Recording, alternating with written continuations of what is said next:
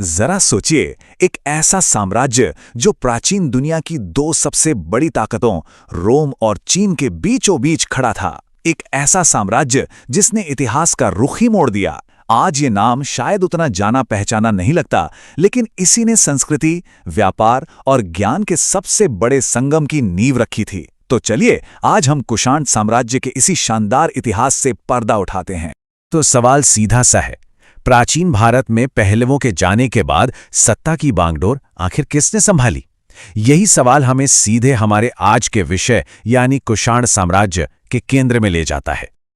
और इसका जवाब है कुषाण। इन्हें यूची या तोखारी भी कहा जाता था। लेकिन एक मिनट, ये कोई एक अकेला समूह नहीं था, बल्कि ये एक बहुत बड़े कबायली महासंघ का हिस्सा थे। तो इस सफर में हम क्या क्या जानने वाले हैं?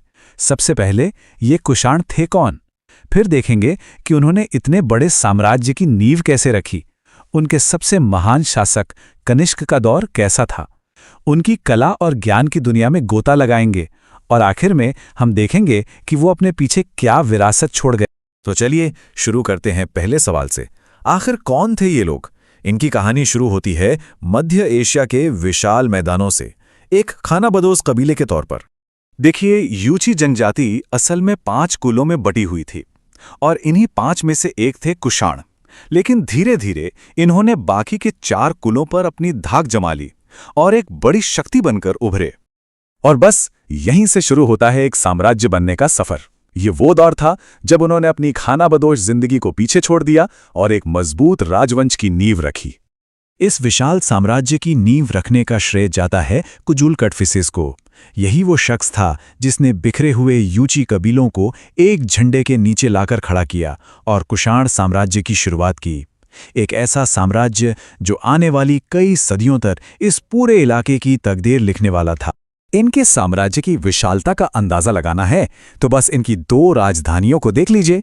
एक तरफ थी पुरुषपुर, जिसे आज हम पेशावर के नाम से जानते हैं, और दूसरी तरफ भारत के दिल में बसी मथुरा। मतलब उनका प्रभाव कितनी दूर दूर तक फैला हुआ था। जैसा कि हर महान साम्राज्य के साथ होता है, कुषाणों का भी एक स्वर्ण युग था, और ये युग आया उनके सबसे शक्तिशाली राजा कनिष्क के साथ।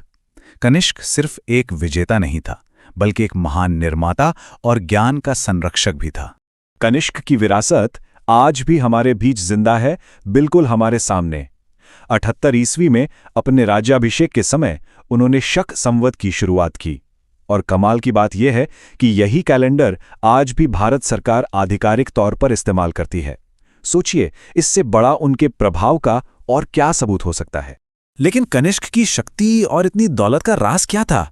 जवाब है सिल्क रोड। कुषाणों ने उस जमाने के सबसे अहम व्यापारिक रास्ते पर अपना नियंत्रण कर लिया।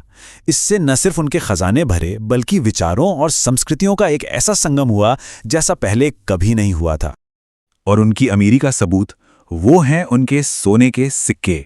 ये सिक्के इतने ज्यादा शुद्ध थे कि इनकी क्वालिटी बाद में आने वाले गुप्त साम्राज्य के सिक्कों से भी कहीं बेहतर मानी जाती थी। ये एक बेहद मजबूत और खुशहाल अर्थव्यवस्था की सीधी सीधी निशानी थी। चलिए अब जरा सैन्य ताकत और दौलत से आगे बढ़ते हैं और कुषाणों की सांस्कृतिक और बौद्धिक दुनिया में झांकते हैं। ये वो मैदान है जहां उनकी विरासत आज भी चमकती है। कनिष्क सिर्फ एक शासक ही नहीं था, वो बौद्ध धर्म की महायान शाखा का बहुत बड़ा संरक्षक भी था। उसी के दौर में ये शाखा पूरे एशिया में फैली और बौद्ध दर्शन को एक नई उड़ान मिली। और ये जो सांस्कृतिक संगम था ना, वो सबसे खूबसूरत तरीके से उनकी कला में नजर आता है। कनिष्क के ही दौर में गांधार और मथुरा कला शैलियां अपने चरम पर पहुंची। इनकी खासियत पता क्या थी? इनमें कहानियां तो भारतीय होती थीं, लेकिन उन्हें बनाने का अंदाज यूनानी रोमन था। सच में पूरब और पश्चिम का एक सच्चा मिलन। कनिष्क का दरबार सिर्फ सेनापतियों से नहीं, बल्कि उस युग के सबसे तेज दिमागों से भरा हुआ था। उसने कवियों, दार्शनिकों और वैज्ञानिकों सबको अपने दरबार में इकट्ठा किया। कनिष्क का दरबार उस दौर की एक ऑल स्टार टीम जैसा था। आप जरा सोचकर देखिए, एक ही छत के नीचे अश्वघोष थे जिन्होंने बुद्ध चरित लिखी, वहीं पर चरक थे जिन्हें आयुर्वेद का पितामह कहा जाता है, वसुमित्र थे जिन्होंने बौद्ध धर्म का एक तरह से विश्वकोश ही तैयार कर दिया, और तो और नागार्जुन भी थे जिन्हें भारत का आइंस्टाइन तक कहा जाता है। मतलब ये ज्ञान का एक अविश्वसनीय केंद्र था। लेकिन हर महान साम्राज्य की तरह कुषाणों का सूरज भी आखिरकार डूबा। तो चलिए अब उनकी कहानी के अंतिम अध्याय पर चलते हैं और देखते हैं कि वो अपने पीछे क्या निशानियां छोड़ गए। 102 ईस्वी में कनिष्क की मृत्यु के साथ ही साम्राज्य का सुनहरा दौर भी धीरे धीरे खत्म होने लगा। वासुदेव को इस वंश का आखिरी महान शासक माना जाता है और उनके बाद ये विशाल साम्राज्य इतिहास के पन्नों में सिमटकर रह गया। और उनकी विरासत की एक आखिरी दिलचस्प मिसाल सुनिए। कुषाण शासक देवपुत्र की उपाधि इस्तेमाल करते थे, जिसका मतलब है ईश्वर का पुत्र, और ये टाइटल उन्होंने चीन के शासकों से अपनाया था। ये एक और सबूत है कि वो कैसे पूरब और पश्चिम के बीच एक मजबूत पुल की तरह काम कर रहे थे। तो ये बात तो साफ है कि कुषाण सिर्फ एक और राजवंश नहीं थे, वो उस चौराहे पर खड़े थे जहां दुनिया की महान सभ्यताएं आकर मिलती थीं। उन्होंने रोम से लेकर चीन तक व्यापार, विचार और कला को एक दूसरे से जोड़ा। तो क्या हम ये कह सकते हैं कि वे इतिहास के पहले सच्चे ग्लोबल यानी वैश्विक साम्राज्य थे? ये एक सवाल है जो सोचने पर मजबूर करता है। लहरों से डरकर नौका पार नहीं होती, कोशिश करने वालों की हार नहीं होती।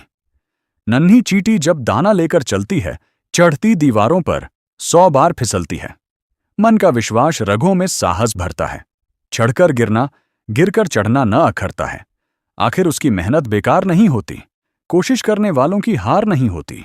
डुबकियां सिंधु में गोताखोर लगाता है, जा जाकर खाली हाथ लौट कर आता है, मिलते नहीं। सहज ही मोनती गहरे पानी में, बढ़ता दुगना उत्साह इसी हैरानी में। मुट्ठी उसकी खाली हर बार नहीं होती।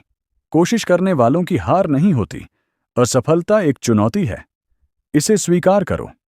क्या कमी रह गई देखो और सुधार करो। जब तक ना सफल हो, नींद चैन को त्यागो तुम। संघर्ष का मैदान छोड़कर मत भागो तुम। कुछ किए बिना ही जय जयकार नहीं होती। कोशिश करने वालों की हार नहीं होती।